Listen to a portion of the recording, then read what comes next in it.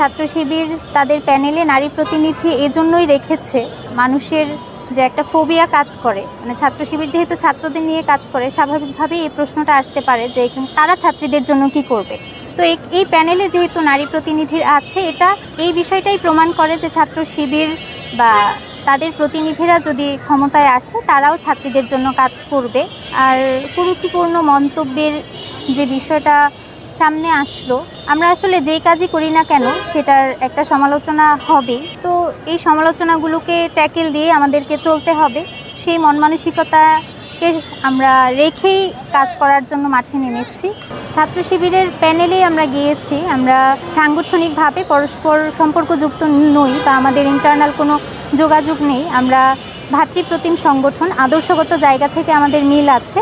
তো ঢাকা বিশ্ববিদ্যালয় কেন্দ্রীয় ছাত্র সংসদকে উদ্দেশ্য করে আমরা ছাত্র শিবিরের প্যানেলে গিয়েছি যেন আমরা আমাদের কাজগুলোকে আরও জোরালোভাবে করতে পারি। আমরা আমাদের প্যানেলে যে 4 জন ছাত্রী প্রতিনিধি আছি, আমরা চেষ্টা করব এই 4 জন ছাত্রী যেন পুরো ক্যাম্পাসের বিভিন্ন ঘরানার ছাত্রীদের প্রতিনিধিত্ব করতে পারি এবং ছাত্রীদের যে সমস্যাগুলো আছে, হল কেন্দ্রিক সমস্যা, আবাসন সমস্যা, তাদের খাদ্য কেন্দ্রিক সমস্যা, তারপর পরিবহন সমস্যা আছে।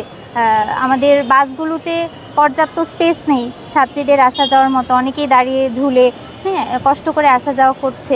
তো এই কেন্দ্রিক যে কিছু সমস্যা আছে, প্রাথমিকভাবে আমরা এগুলো সমাধানের জন্য চেষ্টা করব।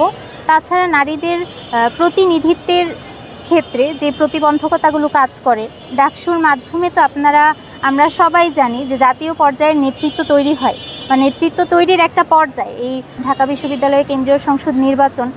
এই জায়গা থেকে নারীদের প্রতিনিধিত্ব যেন তৈরি হয়, আমরা সেই প্রচেষ্টাই করব। আমরা আমাদের দেশের সামাজিক প্রেক্ষাপট বিবেচনা করলেও দেখতে পাই যে নারীদের প্রতিনিধিত্ব আসলে যারা করছে তারা একদম রুট লেভেল পর্যন্ত নারীদের সমস্যাগুলো আইডেন্টিফাই করতে পারছে না বা রুট লেভেল পর্যন্ত নারীদের সাথে তাদের কানেকশন নেই।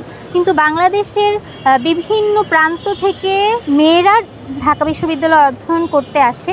তো এইখানকার মেয়েরা এবং এখানকার মেয়েদেরকে যারা স্টাডি করে তারা মোটামুটি নারীদের সমস্যাগুলো সম্পর্কে অবগত। তো এই জায়গা থেকে যখন নারী নেতৃত্ব উঠে আসবে, নারী প্রতিনিধিত্ব উঠে আসবে, তখন আমরা আশা করছি যে নারীরা প্রকৃতপক্ষেই নারীদের সমস্যাগুলো আইডেন্টিফাই করতে পারবে এবং সকলের ইচ্ছে অনুযায়ী সেই সমাধানগুলো সামনে আনতে পারবে। তো মোটামুটি এই বিষয়গুলো আমরা করার চেষ্টা করব ক্ষমতায় আসলে।